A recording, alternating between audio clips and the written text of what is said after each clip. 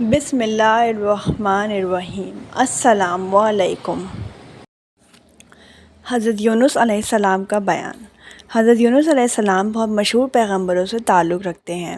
حق تعالیٰ نے انہیں شہر نینوا میں، جس کو آج کل دمشق کہتے ہیں، پیغمبر بنا کر بھیجا۔ انہوں نے اپنے فرائض منصبی اتم درجہ پہنچانے کی ہر ممکن کوشش کی اور دعوت اللہ میں ہمتاً مصروف رہے، اور خداوند قدوس کی مہربانیوں و انعام و اکرام میں لوگوں کو امیدیں دلائیں اور غضب الہی سے بعد ہر طرح ڈرایا، لیکن کسی نے بھی فرمانبرداری نہیں کی اور ہمیشہ آپ کی رسالت کی تکذیب کرتے رہے، بلکہ دست و زبان سے بھی رنج و اذیت دینا شروع کر دیا۔ ایک روایت میں آتا ہے کہ حضرت یونس علیہ السلام حضرت ہود علیہ السلام کی اولاد سے تعلق رکھتے تھے۔ خدا تعالیٰ نے انہیں دمشق میں نبی بنا کر بھیجا۔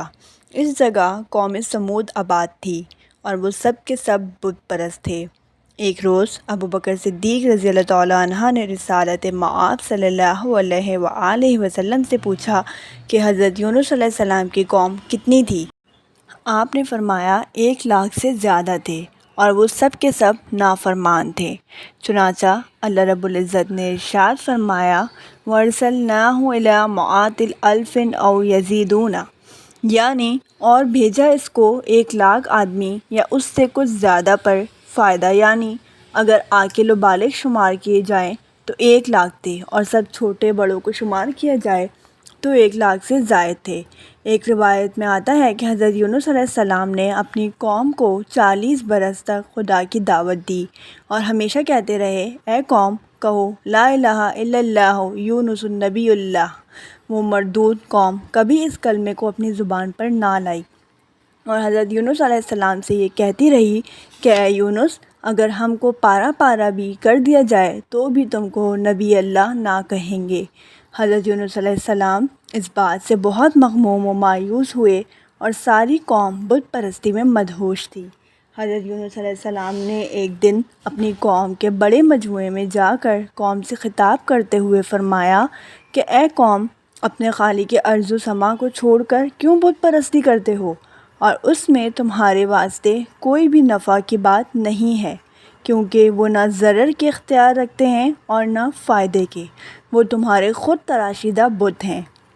لیکن پھر بھی قوم نے قطعاً اس بات پر توجہ نہ دی، اور ساری قوم حضرت یونس علیہ السلام سے کہنے لگی کہ ہم تیرے خدا کو نہیں مانتے، اور پھر ضد میں آ کر حضرت یونس علیہ السلام کو اذیت دینے لگے۔ لیکن باوجود اس قدر اذیت و تکلیف کے حضرت یونس علیہ السلام اپنی قوم کو برابر ہدایت کرتے رہے اور ہر وقت ان سے کہتے کہ اے میری قوم، خدائے واحد کی عبادت کرو، اور تم لوگوں نے جو راہ ضلالت اختیار کر رکھی ہے اس کو فوراً چھوڑ دو۔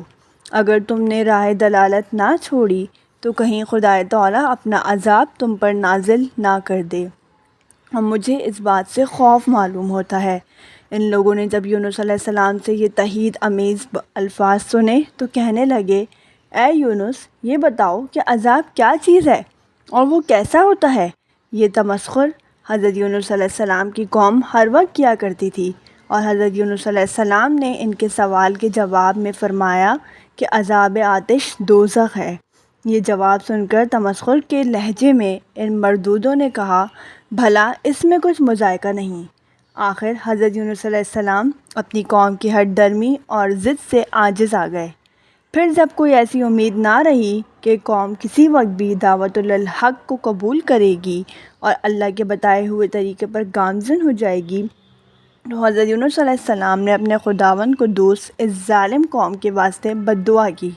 تو ندا آئی، اے یونس، آپ عذاب طلب کرنے میں جلدی مت کرو، جب وقت آئے گا تو اس قوم پر عذاب نازل کر دیا جائے گا۔ یہ سنتے ہی حضرت یونس کچھ خفا ہو کر اس شہر سے اپنی قوم کو چھوڑ کر برضائے الہی چل دیے۔ اسی وجہ سے اللہ تعالیٰ نے ان کو بلا میں مبتلا کیا۔ چنانچہ ارشاد ربانی ہے، مچھلی والے کو دیکھو، جب چلا گیا غصے سے لڑ کر، اور پس وہ سمجھا کہ ہم نہ پکڑ سکیں گے، پس پکارا بیچ اندھیروں کے کہ وہاں کوئی حاکم نہیں تیرے سوائے، تو بے عیب ہے، بے شک میں تھا گنہگاروں میں۔ پس قبول کی اس کی پکار اور نجات دی ہم نے اس کو غم سے اور اندھیرے سے، اور اسی طرح ہم نجات دیتے ہیں ایمان والوں کو۔ حضرت یونس علیہ السلام عبادت کے بہت بڑے شوقین تھے اور وہ دنیا سے بالکل الگ تھے۔ حکم ہوا ان کو کہ وہ فوراً پہنچیں شہر دمشق میں تاکہ وہاں کے مشرک باشندوں کو بت پرستی سے منع کریں، اور یہ خفا ہو کر چلے۔ راہ میں ایک ندی آئی، ایک بیٹے کو کنارے پر چھوڑ کر ایک بیٹے کو کندھے پر لے لیا اور عورت کا ہاتھ پکڑا، اور جب وہ پانی میں پہنچے تو ندی کے پانی نے زور کیا تو اتفاقاً اس زور کی وجہ سے عورت کا ہاتھ چھوٹ گیا، اور دیکھتے ہی دیکھتے وہ گر گئے، اور جو لڑکا کاندھے پر لے لیا تھا وہ کسی طریقے سے پھسل گیا۔ اسی گھبراہٹ میں ندی کے کنارے پر آئے تو وہاں آ کر کیا دیکھتے ہیں کہ جس لڑکے کو کنارے پر چھوڑا تھا اس کو بھیڑیا کھا گیا۔ ناچار مجبور ہو کر جب اس شہر میں پہنچے تو وہاں کے سرداروں سے ملے اور ان کو اللہ تعالیٰ کا پیغام پہنچایا۔ ٹھٹا کرنے لگے اور پھر وہ ایک مدت تک وہاں رہے۔ آخر پھر خفا ہو کر اس قوم کے واسطے اللہ تعالیٰ سے بددعا کی اور خود وہاں سے 3 دن کا وعدہ کر کے اس شہر سے دور نکل گئے۔ تیسرے دن جب اس قوم پر عذاب الہی آیا تو اس شہر کے سب لوگ جنگل میں نکلے اور سب نے اللہ سے توبہ قبول کی اور بہت ہی گریہ وزاری کی اور تمام اپنے بنائے ہوئے بیت توڑ ڈالے۔ اس وجہ سے آیا ہوا عذاب ٹل گیا۔ شیطان نے حضرت یونس علیہ السلام کو خبر دی کہ وہ قوم تو اچھی بھلی ہے اور اس پر کوئی عذاب نہیں آیا۔ یہ خبر سن کر حضرت یونس علیہ السلام اپنے دل میں بہت خفا ہوئے کہ یہ اللہ تعالیٰ نے کیا کیا اور میں اپنی قوم سے جھوٹا ہو گیا۔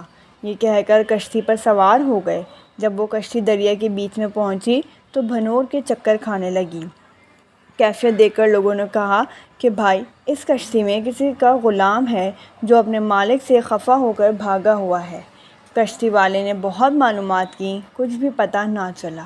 آخر قرعہ اندازی کی گئی تو اس قرعے میں حضرت یونس علیہ السلام کا ہی نام نکلا۔